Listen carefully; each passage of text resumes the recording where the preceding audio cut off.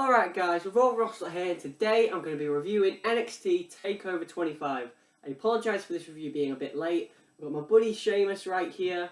I also want to apologise for me forgetting anything from this show. I did watch it yesterday. Usually, obviously, I watch the show and then put my review up immediately afterwards. I didn't have any time yesterday, unfortunately, or on Sunday to do it. So hopefully this review will suffice. Before I start the review, I would just like to say that yesterday I picked up the outfit on Xbox 360. It's cost me £1. I used to, from Gotham Games in Lincoln. It's actually in really, really good shape as well. Perfect. I used to play that game a lot with my brother when it was released. I remember we had like very small game libraries, and that was one of the games in his library, and I just didn't have it in mine. And I kind of want to get some of those old games that were I believe this is a 360 exclusive, that I knew I had as a kid. So the outfit, £1, adding that to the collection. So NXT Takeover 25, pretty hyped up for this show. Shayna Baszler shirt today. The show kicked off with Roderick Strong of the Undisputed Era against Matt Riddle. This match had a slower, methodical pace to its beginning, which I think really worked to show the depth of each man's arsenal. The chain wrestling segment at the beginning between the two, where they were both, it looks a bit rough, but I think that makes it look better when they're trying to do the amateur wrestling, chain wrestling stuff, because it makes it look a little bit more real, and you could see clearly that Riddle had the advantage over Strong.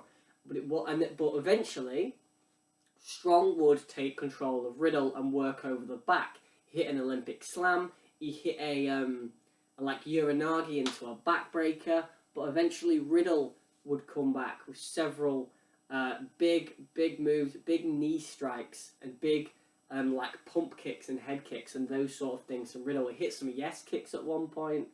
But then it was a really good match as far as going back and forth and making you feel like a war was going on between two men. Which, in all honesty, because these men had the match on the show that was the coldest, I think they did a great job, and I think it was fantastic to place this as the opener as well, over the tag ladder match, because that ladder match would have killed the crowd. So placing this as the opener, I think actually was a better choice.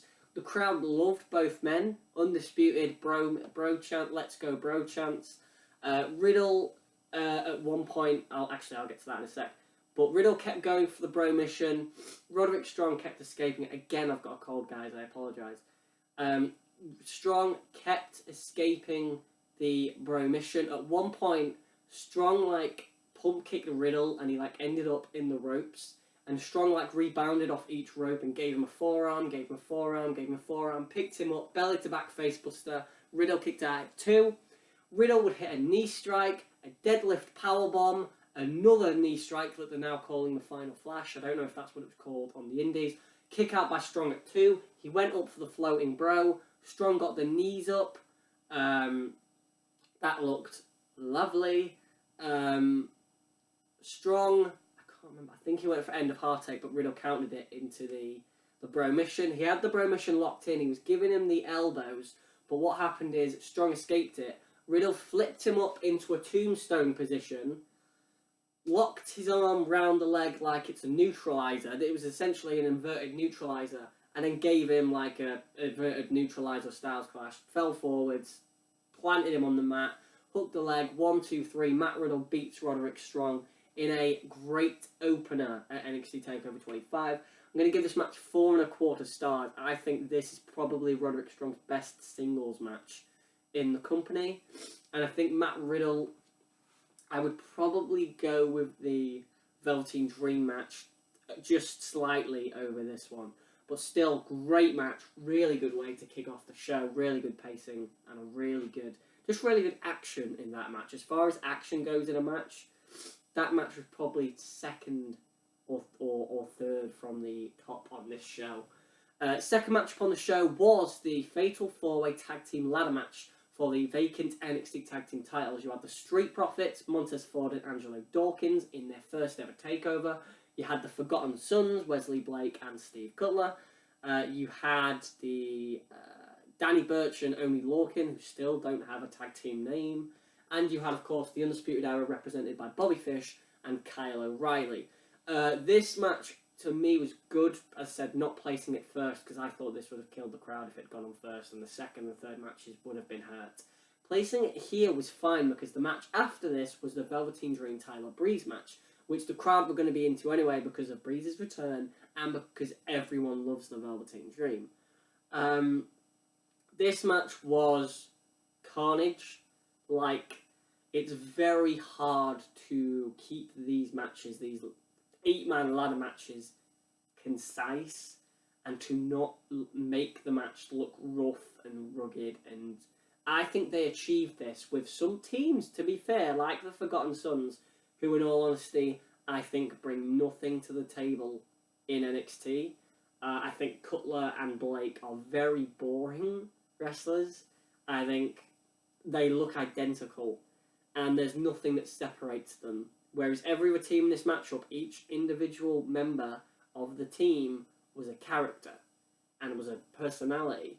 Cutler and Blake don't have that, and I think the best thing about the Forgotten Sons is Jackson Riker, Gunner, who came into this match later on, but we'll get to that in a little bit. And to be honest as well, talking about teams that are inexperienced, the Street Profits are as well, but I do think Dawkins is a talent, and I think Montez Ford is very charismatic. So I think they're a great team, to be honest. They are a little bit inexperienced, but I do think they're a great team. And obviously the Undisputed Era and Birch and Lorcan are also great teams. As I said, just carnage. Like, the Fish and O'Reilly died. Like, that's the one thing I take out of this match. Those two men they were killed by everybody. O'Reilly was deadlift powerbombed by, I think it was Cutler, into the ladder while Fish was on it. You had just insane stuff. Angelo Dawkins did a splash to the outside onto like 6 guys. You had, I'll talk about the Jackson Riker stuff in a minute, but you had the Undisputed Era cleaning house at the beginning of the match, taking out everyone. They killed poor Montez Ford with a combination codebreaker into the wheelbarrow suplex onto a ladder. He died. And this was after Ford and Angelo Dawkins had taken out one of the Forgotten Sons with a splash or a leapfrog splash. Fish came in, hit a missile dropkick on Angelo Dawkins and sent him out of the ring. Just a really carnage-filled match that looked dangerous. I imagine it was a bit safer than even I'm thinking it was. And then Jackson Riker came out. O'Reilly got busted open at one point. Jackson Riker came down the ring. Jackson Riker picked up Kyle O'Reilly. He powerbombed him into a ladder. He chokeslammed, I believe it was Fish. He chokeslammed, I think it was Danny Burch. He then sent Montez Ford flying over the top rope. But then the 3 other teams that weren't the Forgotten Sons, so Undisputed Era, Fish and O'Reilly, Undisputed Era, Birch Lorcan, and the Street Profits all teamed up to take out Riker, which is really smart. They killed him with a ladder. They just killed him with a ladder, battering ram from the Undisputed Era, knocked him off the apron. Then you had Montez Ford, who did a tope con hilo over the top rope onto Jackson Riker, who barely caught him. And then Oney Lorcan did a tope over the top rope as well onto Jackson Riker. That kept Jackson Riker down. I believe the Undisputed Era also threw a ladder at him as well. The Undisputed Era, it said, they really, to me, kept this match together. They were the glue that held this match together. But Birch and Lorcan, Fish and O'Reilly took the majority of the punishment in this match. And I think they really helped the other 3 teams shine. I really do think that they made every team in this match look better. So credit to those guys. They did a really, really good job in this matchup. You had Birch, Lorcan, Fish and O'Reilly on top of the ladders. The Forgotten Sons came in, Blake and Cutler. They pushed both ladders over. All 4 of those men fell out of the ring. It looked like Wesley Blake was going to pull down the titles, but out of nowhere, Angelo Dawkins spears Cutler on the floor. Montez Ford springboards onto the ladder. gives them a right hand. Montez Ford pulls down the NXT Tag Team titles. We have new NXT Tag Team champions, the Street Profits, Angelo Dawkins and Montez Ford. I thought this was a great ladder match. It's very hard for me to say this happened, this happened, and this happened. I've tried to give you all the best stuff. I think this is the match that needs watching. And I think that this is a tremendous showcase for the tag team division in NXT. And look at the tag divisions on SmackDown and Raw at the minute. They are nowhere near the caliber of athlete they actually have. The Usos are a talented team. The Revival are a talented team. Gallows and Anderson. These are very good tag teams. And arguably, they are better than these tag teams in NXT. Maybe not the Undisputed Era. And maybe not Birch and Lorcan. But Gallows and Anderson are talented. Revival are talented. The Usos are talented. It's just a shame that the main roster teams don't get the spotlight that these guys in NXT do. This match I'm going to give 4.5 stars. I thought this was an excellent ladder match. One of the best ladder matches in NXT history. Probably second best behind the North American title ladder match at last year's NXT Takeover New Orleans that Adam Cole won the vacant title. Fantastic match though, 4.5 stars. Those guys really tore the house down. Next match up, Velveteen Dream, Tyler Breeze. A lot of people thought this would be the best match on the show. To me, I thought it'd be very good, and I think that Tyler Breeze has put himself back in the spotlight with his performance here. He was fantastic in this match with Velveteen Dream, and that is no discredit to Velveteen Dream, because Velveteen Dream was excellent as well. Let me just have a sip of Fanta. Both men really did try and outdo the other, and it felt like that. I can do better than you. I'm the gimmick, essentially, of NXT. A lot of super kicks, a lot of supermodel kicks, Tyler Breeze would call them. There was a cool spot where Tyler Breeze was laid on the announce table and Velveteen Dream took a selfie with him and the title. That was quite cool. Tyler Breeze kept trying the Unprettier, but he couldn't hit it. Dream hit the Death Valley Driver for a... Dream Valley Driver, sorry, for a 2 count. He hit the DDT for a 2 count. Tyler Breeze hit the Unprettier and, Dream sold it like RVD used to sell the RKO. That looked fantastic, but Dream kicked out at 2. They really did go balls to the walls in this match. They do deserve a lot of credit. Breeze hit the beauty shot, but Velveteen Dream, all of his momentum just sent him out of the ring. Breeze couldn't get Dream back in the ring. He pulled him. It was a 7 count. Breeze got back in the ring, broke the count. As he dragged him closer and closer, he got back in the ring. He went to drag Dream in. Dream had the title belt. He went to hit Breeze with it.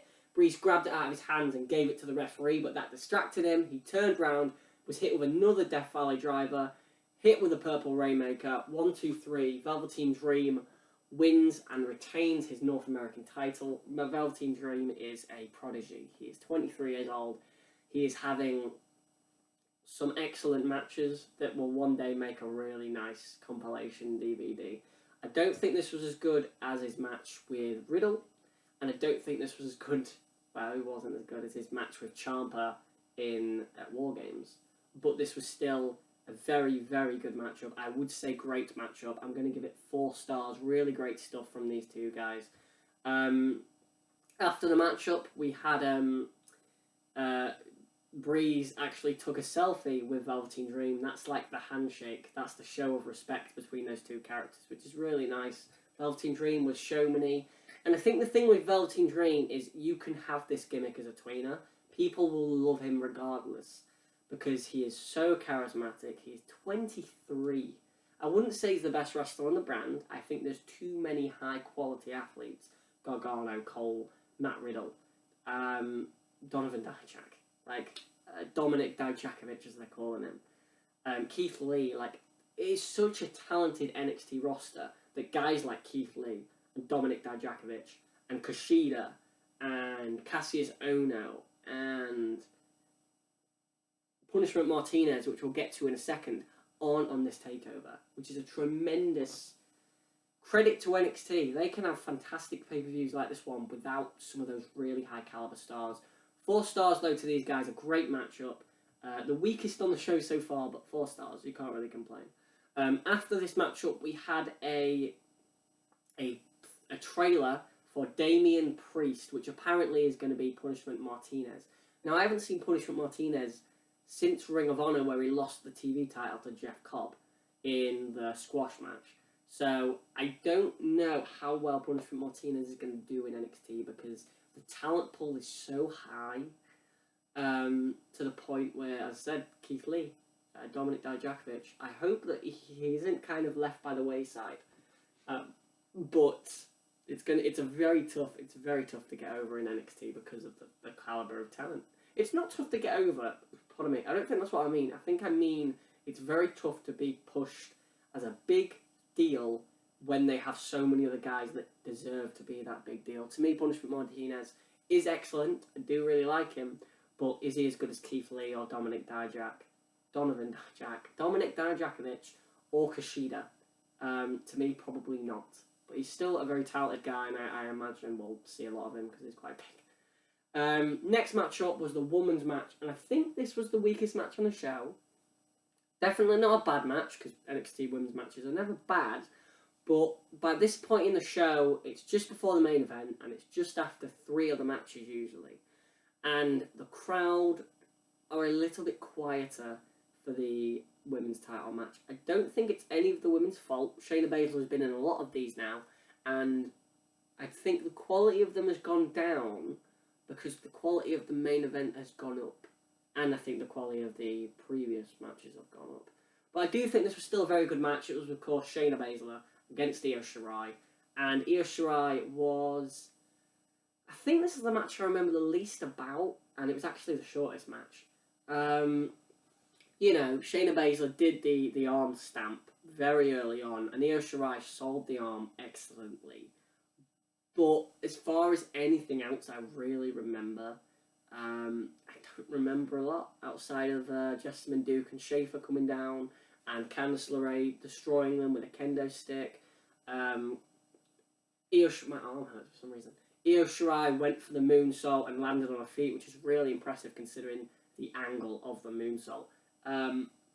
Baszler eventually, though, would lock Io Shirai in the Kirifuda clutch, and Io Shirai would fight it, and I do think that the person in the Kirifuda clutch always does a really good job of kind of teasing that they're going to escape, but in the end, she couldn't escape, and she didn't escape, essentially. She didn't escape, she passed out, well, she didn't pass out, she tapped out rather slowly, and Shayna Baszler retains again. I think it was probably time for the title change.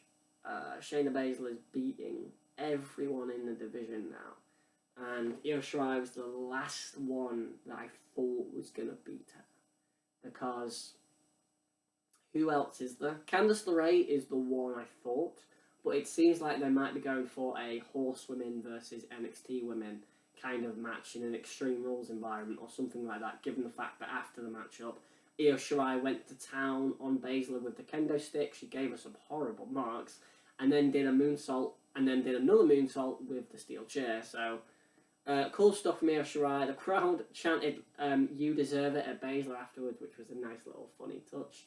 But yeah, it was a very good match. It wasn't great. I'm going to give it 3.5 stars. It's just a shame. The women always kind of get shafted, bless them. But still, 3.5 stars. Still a very, very good match.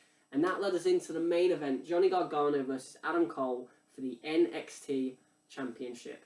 This started off slower than the match in New York, which made sense. That match was 2 out of 3 falls. It was all about winning that first fall when Cole did. And this match was slower, but they did a really good pace for about a minute, which was almost teasing that it was going to be over quickly, like the first fall in New York. Like, Cole went for that last shot, Gargano ducked and went for the Gargano escape, the finish from that match as well. Nice call back there. But then the pace slowed down. Cole worked over Gargano's leg, and it was really, really nice leg work. There was a billion super kicks in this match, which might be a knock at the Young Bucks, but I don't think so. There was a billion super kicks, there was pump kicks, Gargano did everything. There was lawn darts, and it was an excellent match, like a truly excellent matchup that, again, is very hard to remember a lot of it. It went 32 minutes. It's hard to remember a match that goes that long. Cole hit the kneecap brainbuster for a near fall. He hit it on the outside for a near fall as well. He hit a Panama Sunrise for a near fall. He hit a Panama Sunrise on the outside, which looked lovely. He hit the last shot, which Gargano kicked out of. Cole hit a lot on Gargano, but Gargano got a lot on Cole. 1 billion super kicks, as I already said. They did a spot where they both did a super kick at the same time as well, which was really nice. They did a lot. Slingshot spear, the DDT, the rapid DDT after the broker 10 count, which was a really nice spot.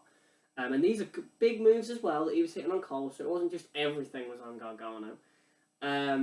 Towards the end, it looked like Cole was beckoning the Undisputed Era to come out, and Gargano got a chair and was like ready to fight them, but they weren't coming out, and Gargano got back on the apron. Cole planted him into the mat, 1, 2, kick out by Gargano. Gargano went for that Gargano escape, but Cole had worked on the leg, so he grabbed the ankle and attacked the ankle of Gargano. Gargano, Cole went to the corner to do the Panama Sunrise. Gargano slipped. Cole went to do it, but as he flipped over, Gargano sat down, 1, 2, kick out by Gargano. Cole got back on the second rope. Gargano went to get him again. He fell over again. Great attention to detail, using the work on the leg in the finish. He fell over again. Cole hit a second Panama Sunrise. Gargano was on his knees. A last shot to the back of the head. 1, 2, 3. Adam Cole is the new NXT champion. I think a lot of people have seen this coming for a long time. Adam Cole is probably the biggest star in NXT. So eventually I knew they were going to give him the title. I had a feeling he might come up though. So it seems to me the Undisputed Era are going to be down there for a bit longer. I imagine that Cole could feud with Matt Riddle. The tag guys, the Undisputed Era could probably feud with the Street Profits one more time and have a match on TakeOver. I'm sure that'd be a great match. And then Roderick Strong could go for the North American title maybe. So you've got options here that the Undisputed Era can do down in NXT. It was a very interesting dynamic having the other guys in the Undisputed Era lose and then Cole win. It was almost like the leader leading from the front because he did it without them. He did it without them, and Gargano said he couldn't. So it's good storytelling. Gargano losing the belt in his first TakeOver defense, it's fine because I do want to see what he can do. This is his 14th TakeOver match. That's probably too many. That means he's been in NXT now for more than 4 years. So, I mean, he's amazing. I think he is the best wrestler in NXT. And that's a very tough barrier to hit. But this was an excellent matchup. It wasn't as good as the one in New York. And I think the emotion in that match, it wasn't, in all honesty, as finisher heavy. And I think that match flowed a bit better. I think that match didn't feel as long, even though it was 39 minutes. And maybe that's because it was broken up by falls. But this match, as I said, it was still great. Really excellent tag match. Really excellent main event for the title. I'm going to give it 4.5 stars. Adam Cole's the new NXT champion, and NXT is in a new era, an undisputed era. 4.5 stars, excellent way to end the show. So in a final grade for NXT TakeOver 25, if you have a look, we've got 4.25 star match in the opener, 4.5 stars in the ladder match, 4 stars for the North American title, 3.5 for the women, and 4.5 for the main event. I am going to give this show overall an 8.5 out of 10. It's probably the weakest TakeOver for, since probably Brooklyn last year, which was still a great show. It's probably the weakest show since that one. But still, this was an excellent show. And this will be better than the Saudi show on Friday. This was better than Money in the Bank, which I didn't get to review. And, this will be better than most WWE main roster shows all year. And the best match on this show will probably be better. I don't know if I preferred the main event or the ladder match. I think I'd go with the ladder match. Because it was excellent. And it felt cleaner as well. It wasn't very rough. It felt really flowy and really clean. This will be better than most WWE main roster shows this year. So credit to these guys. You've got new tag team champions. You've got a new NXT champion. You had a really, really great little gimmicky North American title match, and I think the opener as well with Riddle and Roderick Strong will be quite underrated when we come back to look at the best matches in NXT at the end of the year. So that's it, guys. Thanks for watching. This has been Raw Russell. Like, comment, subscribe for more. Tell me your thoughts. What do you think to NXT Takeover 25? I do apologise for my review being late.